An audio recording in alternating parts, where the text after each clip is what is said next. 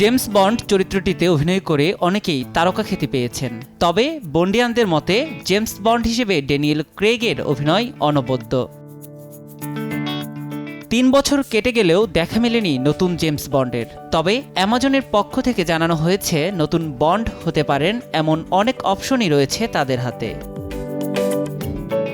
Daniel ক্রেগের উত্তরসূরি হিসেবে Tom Hardy, James Norton, Aaron Taylor Johnson, Idris এলবার মতো জনপ্রিয় অভিনেতাদের নাম আলোচনায় রয়েছে। অনেকের ধারণা এবার তরুণ বন্ডের দিকেই ঝুঁকবে অ্যামাজন। ১৯৬২ সালে স্কটিশ অভিনেতা শন কনারি প্রথমবার জেমস বন্ড চরিত্রে হাজির হন। ২০২০ সালে বারবারা ব্রকোলি স্পষ্ট করে দিয়েছিলেন বন্ড যে কোনো বর্ণের হতে পারে। 40% বেশি গ্লো, বিশ্বের ১ নম্বর গ্লো ক্রিম, নতুন গ্লো এন্ড লাভলি। কিন্তু সে অবশ্যই পুরুষ। তবে বেজোস যদি ব্রকোলির নিয়ম ভেঙে নারী বন্ডের কথা ভাবেন, তাহলে জনপ্রিয় পছন্দ হতে পারেন সিনথিয়া এরিভো।